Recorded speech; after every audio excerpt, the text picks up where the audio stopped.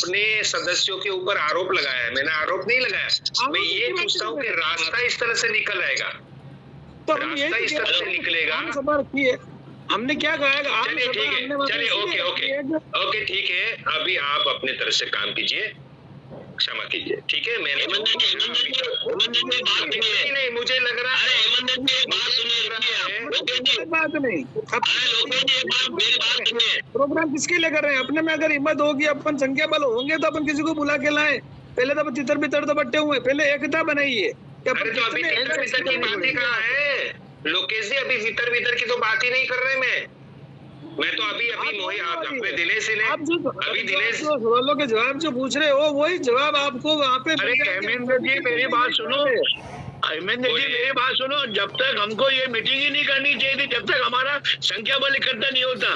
पहले हमको हमारा संख्या बल इकट्ठा करना चाहिए था, उसके बाद में हमको मीटिंगें रखनी चाहिए थी। हमको दो अनुभव हो गए, हमको अब रोड की मीटिंग का अनुभव हुआ, हमको उदयपुर की मीटिंग का अनुभव हुआ, हमने ये तीसरी मीटिंग कर रहे हैं। लेकिन आज भी हम ये बोल रहे हैं कि हमारा संख्या बल नहीं है, तो हमने मीटिंग क्यों रखी? पहले हमको हमारा संख्या बल एकत्रित करना चाहिए था, उसके बाद मीटिंग रखनी चाहिए थी। बात सही है, लेकिन फिर भी एक बात ये मान लेते हैं जोशी जी कि जैसे अभी दिनेश जी ने कहा इस तरह से कि अभी हम इतने ही लोग भी अगर मीटिंग में आ गए तब भी हम चर्चा करेंगे और एक कोर कमेटी बना लेंगे, जैसे हमने पायलट कमेटी एक बनाई है, उसमें दिनेश जी भी है, लोकेश जी भी है। लेकिन फिर भी एक कमेटी बना के आपके बाहर एक स्ट्रॉन्ग डिसीजंस लेकर के खड़े होंगे, अन्यथा आप कोर कमेटियां बनाते रहो, कुछ भी करते रहो। आबू रोड की मीटिंग में 3A के मामले में अपन ने डिटेल में समझाया, अपन ने उदयपुर के अंदर 3A के मामले में डिटेल में समझाया। हम यही समझाते रहेंगे और हम कोर कमेटियां बनाते रहेंगे, उससे कोई सोल्व नहीं होने वाला है। केडी साहब मेरी बात सुनिए,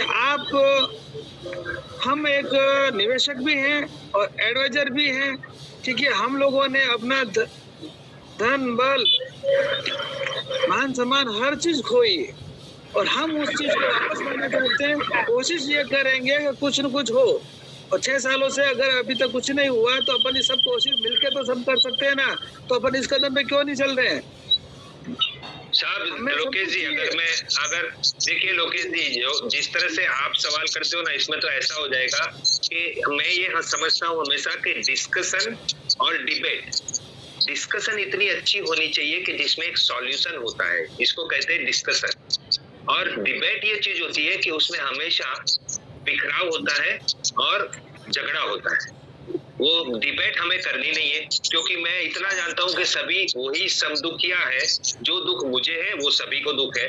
तो वो दुख में या तो मैं रास्ता निकालूं, या कोई अच्छी दवाई दूं, या वो इलाज ही छोड़ दूं। लेकिन आप जिस तरह से बात कर रहे हो लोकेश जी, वो कहीं ना कहीं मुझे ऐसा लग रहा है कि हमने जब जो भी काम किया है ना, वो इतना ऑथेंटिक वे पे काम किया था, लेकिन वहां पे किसी ने पीछे मुड़ के देखते हैं ना तो कोई नहीं था, इसलिए सफलता नहीं मिली। बाकी मैं चैलेंज के साथ बोलता हूं कि जितने भी काम हमने जब किए वो रिटर्न में भी मेरे पास है, और बाकी सबने देखे। आप जितना जानते होंगे वो आप, बाकी लोग जो जानते होंगे वो जानते होंगे। मुझे कोई एक चैलेंज करके बता दे कि हमने एक भी निवेशक को नुकसान हो ऐसा कोई काम किया था, उसके फायदे के लिए ही काम किया था। तो कितनी बार ये बातें करेंगे कि हम लोग मिलेंगे तब ये काम करेंगे, मिलेंगे तब काम करेंगे, बहुत बार मिल चुके। तो ये अभी बात यही हो रही है कि अब हम जब मिले तो बहुत एक अच्छे से डिसाइडेड होना चाहिए। अभी यहाँ पे 30 लोग हैं, वो 30 लोग को मालूम होना चाहिए कि हमने ये कमिटमेंट किया है कि 15 तारीख की मीटिंग में चाहे हम 30 लोग आएंगे तो 30 लोग मीटिंग में कुछ ऐसी अच्छी बात कर लेंगे, कैंडल मार्च निकाले या ना निकाले बात की बात है। अगर कुछ ऐसा हो गया तो मेरे हिसाब से, जैसे मैंने आपको एक मैसेज लिखा था, the show must go on, आपने पढ़ा है कि नहीं मुझे नहीं पता है, क्योंकि मैं ज्यादा ओपन नहीं करता हूँ व्हाट्सएप वगैरह।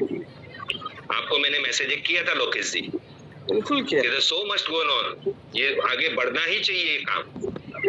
तो इतना आप पढ़ने के बाद भी जिस तरह से बात कर रहे हो तो थोड़ा दुख होता है कि पता नहीं है कि भाई आप भी क्या चाहते हो सही में, तो क्लियर होना चाहिए। अगर मान चलो कि मैं मुकेश मोदी की फेवर करता हूं तो मैं सबके सामने भी उसकी फेवर ही करूंगा, लेकिन उसके लिए मेरे पास वजह होगी कि मैं इसलिए उसकी फेवर कर रहा हूं, वो वजह होगी और वो सबको वो बताऊंगा। लेकिन बिना वजह हवा में बातें करता रहूं, वो काम मेरा नहीं है, ना कोई करता है तो मैं सुनता हूँ। जैसे आपने अभी तक सबका देखा होगा कि अवार्ड को हमने कितना विरोध किया था, नरेंद्र जोशी को हमने कितना विरोध किया था, और फिर भी लोगों को समझ नहीं आ रहा है कि इसने तो बचाने की कोशिश की थी, हमने संभाला नहीं अपने आप को और हम डूबे। लेकिन डूबने के बाद भी हिम्मत है। अरे हेमंत जी बात तो सुनिए। हेलो हेमंत सर, मैं आपसे निवेदन कर रहा हूँ कि भाई जैसे कि मैनेजमेंट अभी क्यों नहीं आ रहा है सामने, तो मैं आपको बता देता हूँ कि जब 13 जून को एक भ्रामक न्यूज प्रसारित हुई थी, उसमें गवर्नमेंट ने बिना कुछ किए आनंद फानन में मैनेजमेंट के सभी सदस्यों को एक तरह से गिरफ्तार कर लिया और उनको जेल में डाल दिया। तो उनको पहली बात तो ये है कि उनको कुछ कहने का मौका ही नहीं मिला। दूसरी बात ये है कि आज 6 साल हो गए हैं, लेकिन 6 साल में सरकार ने अभी तक उनको फाइनल चार्जशीट पर नहीं लिया है। और अभी तीसरी बात ये है कि क्या मैनेजमेंट ने अभी तक आत्मसमर्पण कर दिया? क्या उन्होंने मान लिया कि हमने घोटाला किया है? वो कोर्ट में बचाव की मुद्रा में है और अभी वो बहुत सारे साथी जमानत पे बाहर हैं, तो उनको कहीं न कहीं उन्होंने विरोध सरकार का किया है मैनेजमेंट ने।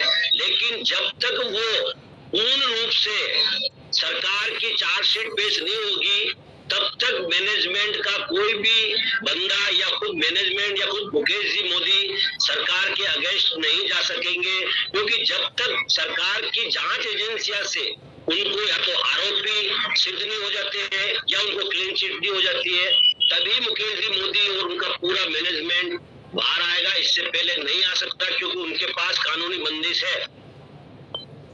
कैसे? मेरी बात सुनो। ये अभी मैं बोलता हूँ, नरेश जी ने जो भी अभी बात कही उससे मैं 1% भी सहमत नहीं हूँ। उसका जवाब मैं उनको बता सकता हूँ, उनका जवाब बता सकता हूँ। कौन सी? धर्मेश भाई जी सुनो क्या बोल रहे हैं धर्मेश जी।